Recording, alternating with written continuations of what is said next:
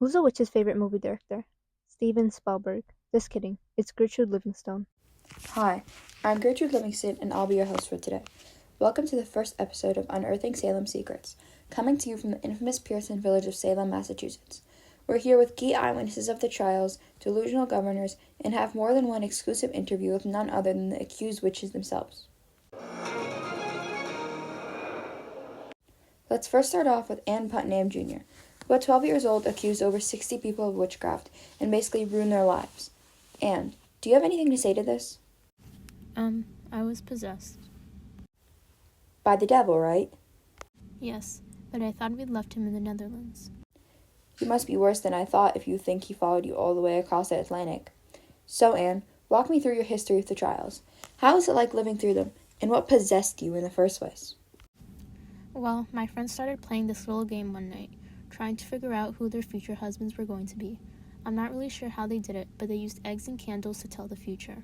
I remember Betty was upset she wasn't going to marry Billy Blythe.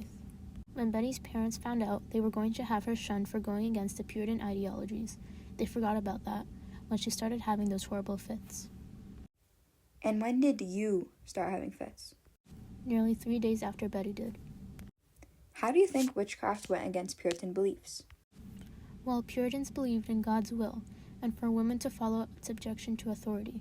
Witches went against this because they were accused of having supernatural powers, were outspoken, and violated gender norms. Interesting. Now we have a judge who will run us through the process of convicting a witch. Hello, Judge Harold. How are you today? I caught a cold last night, but I'm doing good other than that, all things considered. So, what are some things you do to see if someone is a witch or not? First, there is the swimming test. The witches are brought to the nearest body of water, bound by a rope around the waist, and then tossed into it to see if they would float or sink. Because witches spurn the sacrament of baptism, their bodies will reject water and prevent them from submerging. An innocent person would sink like a stone, and the wicked would bob on the surface. If they sink, they will be dragged out of the water by a rope. Wouldn't they drown if they sank? Yes, almost always. Okay. What inspired this amazing test? It derived from trial by water, an ancient practice where criminals and sorcerers were thrown into rushing rivers to allow a higher power to decide their fate. This custom was banned in Europe during the Middle Ages, but we brought it back. Okay, anything else? Yes, we also have the prayer test. The supposed witch has to recite a section from the Bible from memory, usually the Lord's Prayer, without any mistakes or omissions. Couldn't the suspected witch just have been illiterate or maybe just nervous? No, it means that they are a witch, and in the league of the devil, obviously, like Jane Wyndham, who struggled to say, "Forgive us our trespasses, and lead us not into temptation." So obviously, she was a witch. If she did speak the words properly, would that guarantee her innocence? Oh no, of course not. It could have just been the devil's trick, like George Burroughs.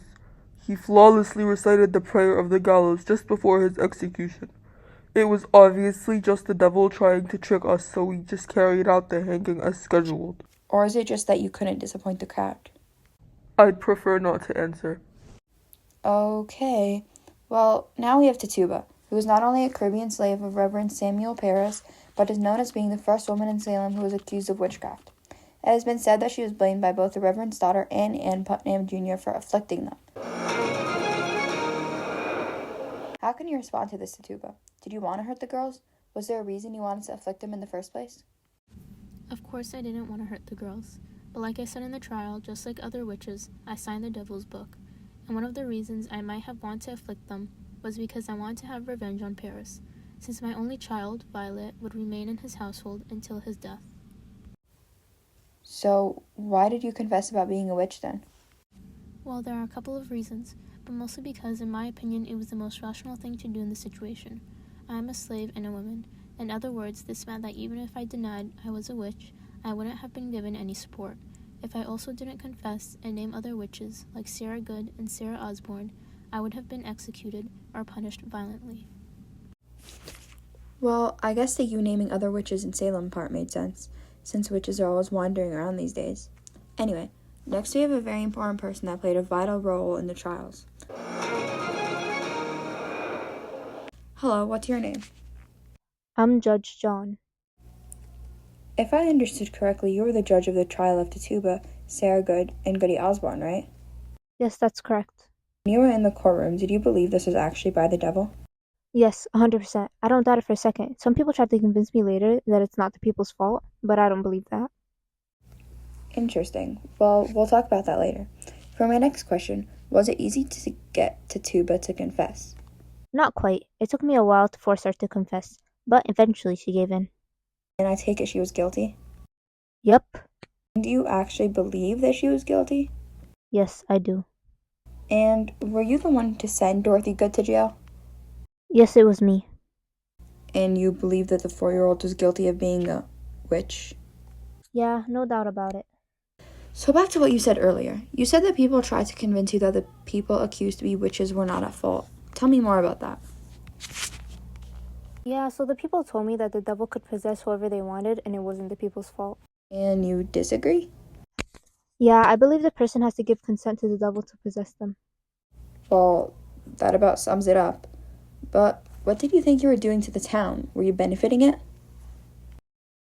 Yeah, I believe I was ridding the town of Satan. Now we will be moving on to our confession segment. What do you call witches who live together? Broommates. Get it? Speaking of witches, we have some broommates here today. Sarah Good was one of the first accused witches along with her 4-year-old daughter Dorothy Good, the youngest witch to be accused. Sarah, how are you feeling today? I'm about to be executed. Okay. What about you, Dorothy? Oh yeah, she's definitely guilty. Someone's dog also just got accused of witchcraft. Must have been rough. Let's see what he has to say about it. Very brave words. Do you want the good news or the bad news? Well, the good news is that the governor suddenly had a change of heart and decided spectral evidence would not be used in court anymore, and he has ended the witch trials. The bad news is that now there's no more episodes of Unearthing Salem Secrets. We know you'll miss us, but first, before we go, let's talk to Governor William Phipps. Hello, Mr. Phipps, how are you today? I'm doing fine. Why did you decide to stop the witch trials? Well, you see, I saw that it was very detrimental for our environment and for our society and community. God would not want this. As it says in the Bible, love thy neighbor. This is not how we should be. We should not be executing people for fun.